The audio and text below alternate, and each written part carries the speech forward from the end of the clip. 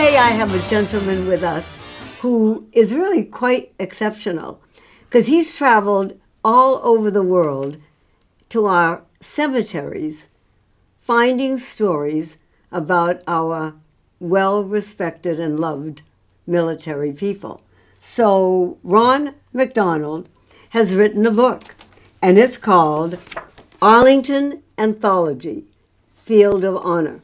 Now, many of us, Ron, including me, I know that Dove knows, but I don't, and I know many of our people out there do not know the story of Arlington Cemetery. Could you enlighten us? It's actually a very fascinating story, and before anybody knew anything about Arlington and became Arlington, originally the property, the 200 acres, was owned by an old sea captain. Oh. And he wanted to go back to sea. And so what he ended up doing is he ended up selling those 200 acres for 2 barrels of pork. So I just tell everybody, I guess he must have loved pork. Oh, my. But originally the property then it became owned by John Parks Custis. Now, John Parks Custis was the aide-de-camp to Washington. Oh. And very close relationship to George Washington in the fact that George Washington ended up marrying Martha, and Martha was the grandmother to his children, to John Custis's children. Well, John Custis had camp fever in Yorktown and passed away. But Washington had ended up adopting the children because he had married Martha Washington. Wow. Okay. The younger one was the boy, and there was a younger girl. And he raised them at Mount Vernon and New York City when Washington became president. Okay. Well, when Washington passed away, the property was willed back over to the boy, John Parks Custis Jr., and he's the one who actually built the home that you see there in Arlington today. Oh, really? Okay. And what ended up happening is he had a daughter, and her name was Mary Custis, and she married Robert E. Lee, whose father was Light Horse Harry during the Revolutionary War. Oh, my goodness. So when the war broke out, they had to leave the home and go to Richmond. Now, General Megas was the quartermaster at the time, and they had run out of room at the old soldier cemetery. And so Megas came to Lincoln, and he said, I need to bury these men. He had 5 men before Lincoln. I need to bury them here. And Lincoln was very, very hesitant about it because he wanted Lee to be able to come back to his home after the war. Right. But he consented to it. Now, you see, they were very close friends, Lee and Megas. In fact, in West Point, they were very good friends. But Megas felt that Lee was a traitor and, in fact, lost his son during the Civil War and felt very embittered by it. And so he did bury the first 5 there, but he also buried the first 1,500 actually Union soldiers that unnamed Wow. that had died at the Rappahannock, the Wilderness, and at Bull Run. Oh, my goodness. But he buried them in the Rose Garden. Oh, wow. So Lee could never come back home. Now, this is a national cemetery. Yes, ma'am. And there's how many in the... There's 400,000 buried there at this moment. 25 to 30 are buried every day. A total of 7,000 every year. Oh, my goodness.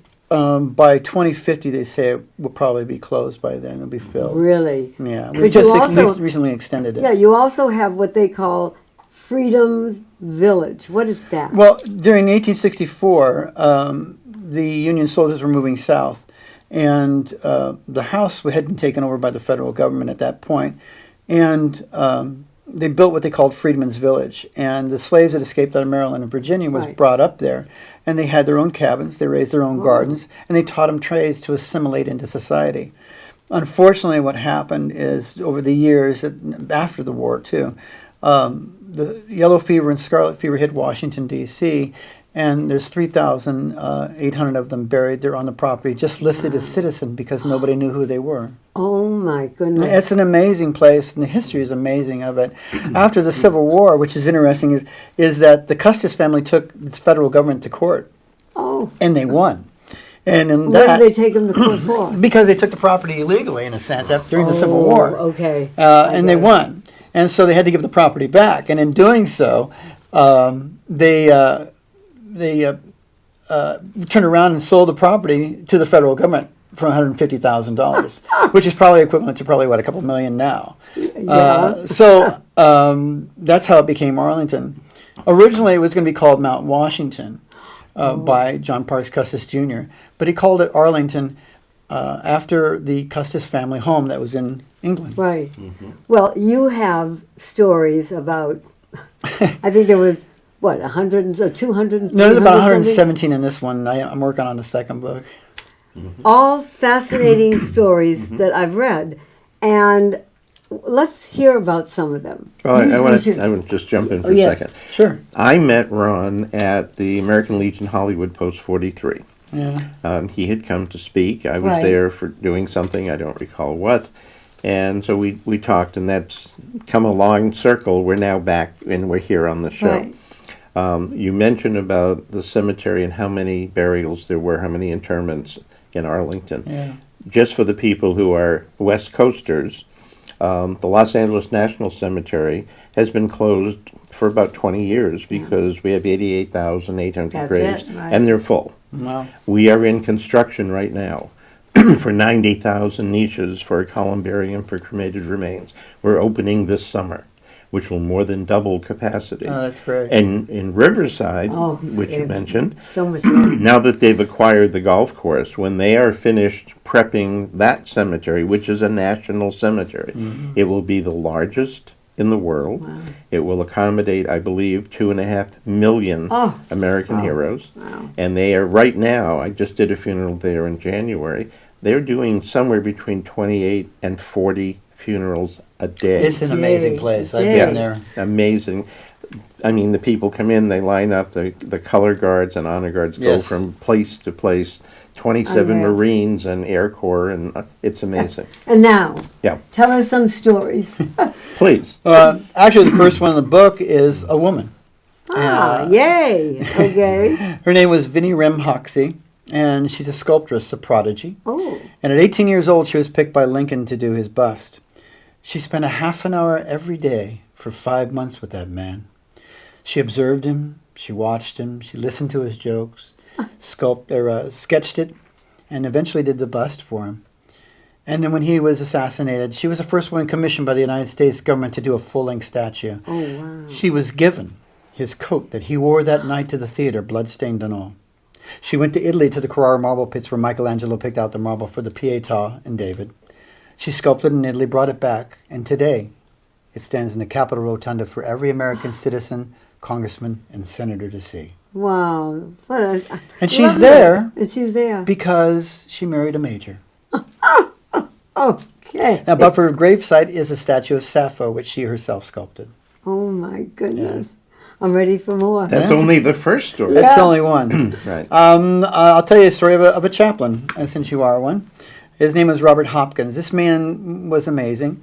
He was a POW prisoner. He was taken captured during the Battle of the Bulge, along with about 2,500 other What soldiers. war was that now? World War II. World War II. Okay. But it was taken capture with about 2,500 other soldiers at that point, and they were taken to the Stalags. The SS commanded the Stalags and ran them brutally. In fact, within the first 2 weeks, 700 of them were dead. He presided over the funerals. And what's amazing about this story is simply this, is the British and the American soldiers that he was housed with stole, actually the British stole it, they stole 2 sugar sack bags, and they sewed them together, and they made an American flag.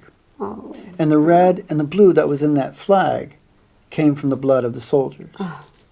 He presided over 200 funerals in the time that he was there at that Stalag, and the different Stalags that he was at. Once the Nazis had found out about the flag, they obviously wanted to confiscate it. And that week after the funeral, they couldn't find the flag. They always hid the flag. Well, they took 2 British soldiers and they slowly but surely shot them from the feet on up until they died. And they would not give up the flag. They always hid the flag. And eventually he escaped, wrapping that flag around his own body, and came back home. He put that flag in the cabinet in his kitchen. And one day his son asked him, he says, "Father, I don't understand why you were a chaplain. Why did you carry a gun?" And he simply said these words, "Every good shepherd has to defend his flock." Oh, wow. That flag, in the last of his death, he was buried and at Arlington there, and it covered over his own coffin. Oh, my Lord. Wow. I know. I mean, stories are amazing. They are. And they go on and on. I mean, it took me about 8 years to write the book. And it's all, the list of book is historical fiction because I told the stories as if they were alive to tell their own in first person. How did you? I mean, But it there comes were so from many archives. right? But there were so many people that you could have chose. How did you make your decision? Well, I first went to the Arlington site and I started, finding they have brief descriptions about Right. some, and I go, that's interesting. And I started looking it up, and I went to another one, and I went to another one, and basically that's kind of picked and choose what I liked, and I thought were very interesting stories. Right. And I did the research by going through military archives, eyewitness accounts, diaries, Medal of Honor sites, and they give a description of what happened. Eyewitness accounts will give you a description of what it was like to be living in the trenches during World War I, which a lot of people have no idea. You're right. And so that's kind of how I came about the research. And I told the book in first person because of an experience I had a long time ago. I read a book called Spoon River Anthology, Oh, yes. which was written by Edgar Masters at the Right. turn of the century. And it takes place in a town called Spoon River in the cemetery. And it's kind of like a paid place. Yes, But it's right. told in first person. And I kind of said, why don't I do that? Same, right. And so that they can, it becomes more personable. Correct. And like you're there. Yeah. Literally. How many Medal of Honor recipients are buried there? Wow. I think I'm not sure on this number, but I think there's like 700 and something up in there. I'm not We, sure that we number. had, the reason I asked the question is about 2 weeks ago, we had the privilege of being at a Medal of Honor ceremony where we had over 1,400 people. And sitting behind us, the entire row with the family of Carter, Edwin Carter, who was buried in L.A., and then they moved the remains to Arlington. Arlington. And all of his kids and grandkids and Oh, great-grandkids there were was there. hundreds. Sitting in front of us, there were the Montford Point Marines. Oh, wow. And they were all Adorable. 93 Yeah. to 99 years old. Wow. And actually, they're coming to the National Cemetery for a special program, and we'll be honoring them. And they'll be on So- our show in a couple That of generation was an incredible Yes. generation, and they're slowly but surely disappearing. Yes. They did so much for this country. And one of the reasons why I wrote the book is I want people to know what people because it covers from the Revolutionary War to today, what they've done, the sacrifices they've made for the country and for people, and for, they're stories of courage and perseverance and sacrifice. Things that we all commonly deal with every day of our lives. Right. We're given a birth date, and at the end of our lives, we're given a death date. But it's the dash in between that represents who we are and who we've touched and how we've changed the world for the better, or maybe even for the worse. You Yes, don't know. well. You don't know. But Hopefully for the Yeah, I know you've had some stars, so to speak, people that we know. When I say stars, that people are used their names, like Audie Murphy is there.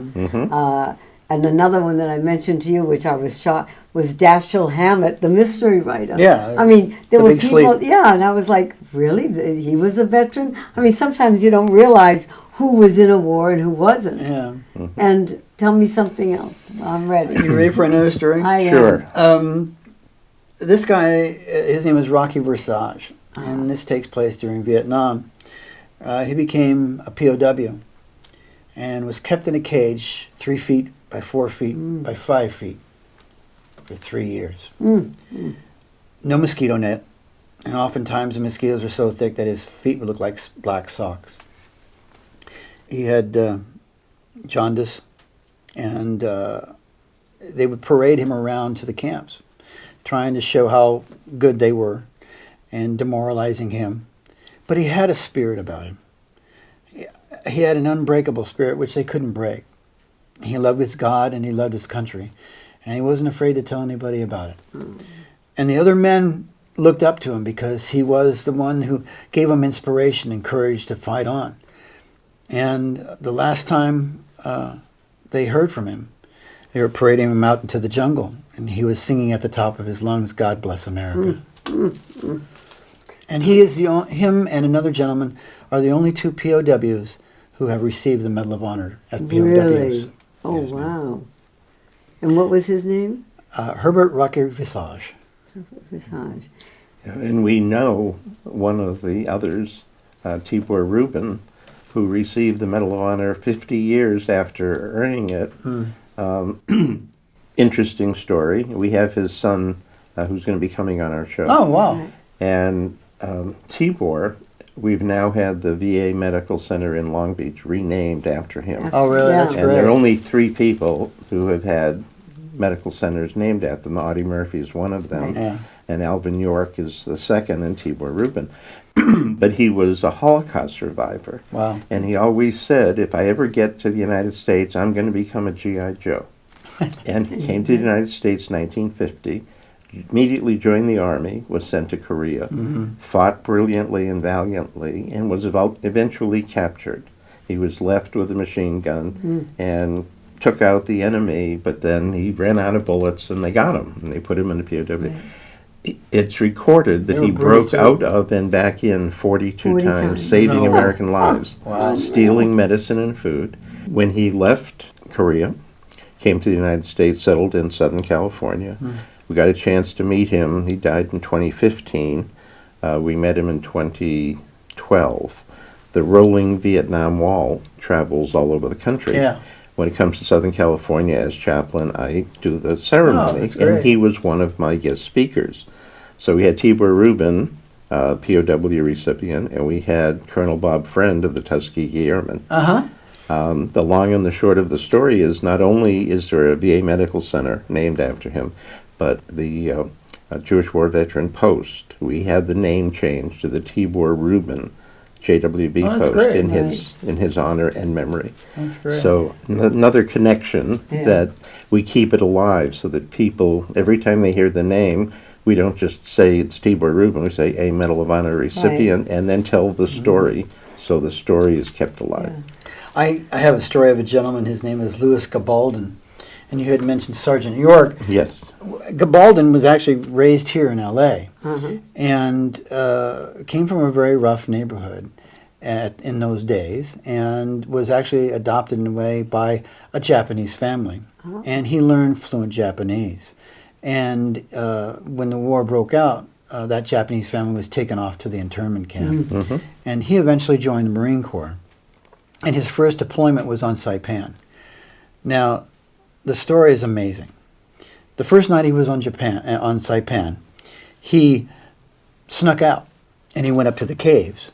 And he spoke Japanese, fluent Japanese, to the Japanese men in those caves. And he convinced them. And 5 of them came out as POWs, Wow. as his prisoners. And he brought them back.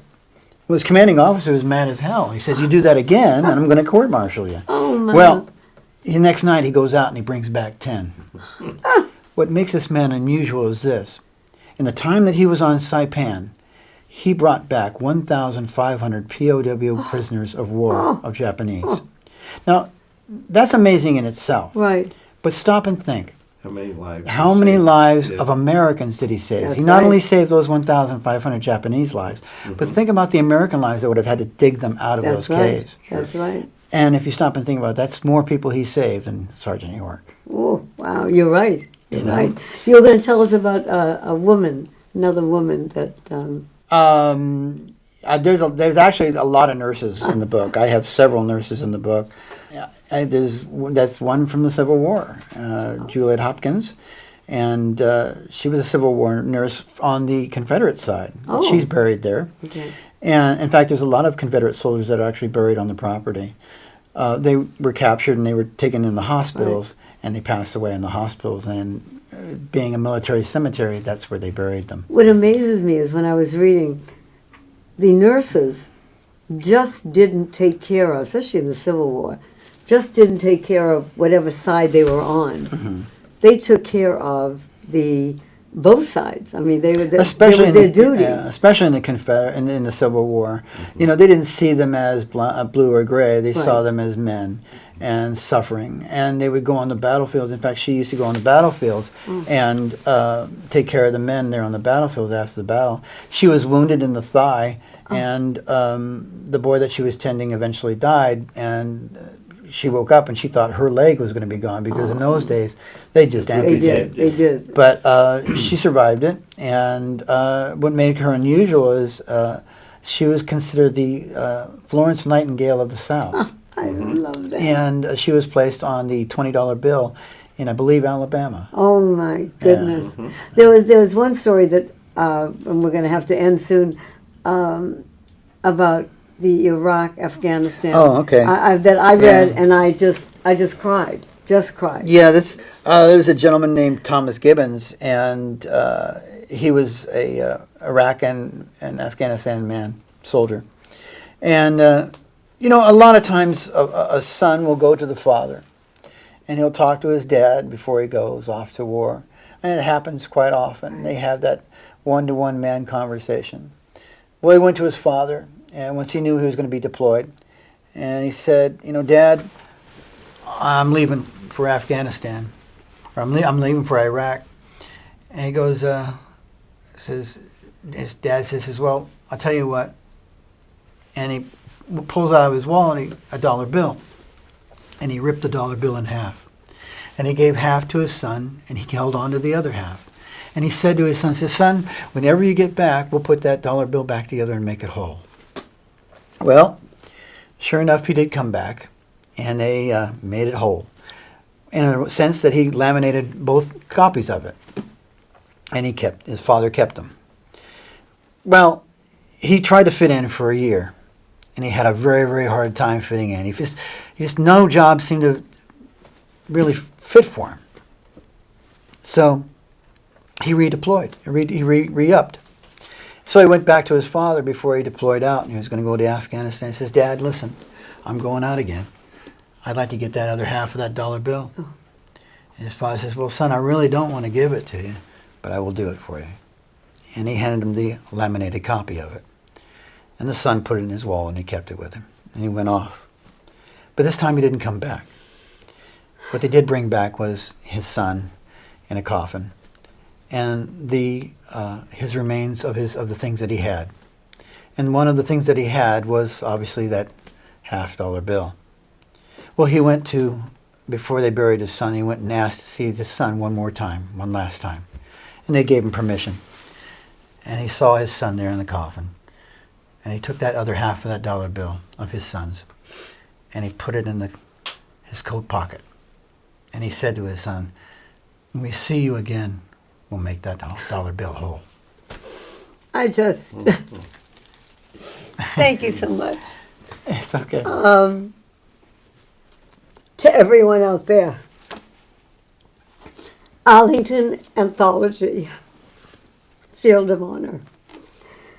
To so many brave men and women throughout the centuries are out there. Would you tell our viewing audience where they can get that book? Please. Yeah, right now Amazon has it listed as out of stock, but you can actually pick it up you can order it at any Barnes & Noble. But I tell everybody to go to Outskirts Press / Arlington Anthology. Outskirtspress.com / Arlington Anthology, and you can pick it up there. I also donate a portion of the proceeds to the veterans too. Thank you so much. Terrific. Ron Thank you for McDonald, coming and sharing thank you, with us. really. It's just, you must get it and read it and be proud of who is there. And thank you so much, Ron. It's You an are honor to just speak a to you. delightful gentleman, and you're doing a wonderful job. And we'll look forward to your next book. And for now, God bless everyone. Thank you. We'll see you next time. I'm gonna live until I die. The blues I lay low, I'll make them stay low. They'll never trail over my head.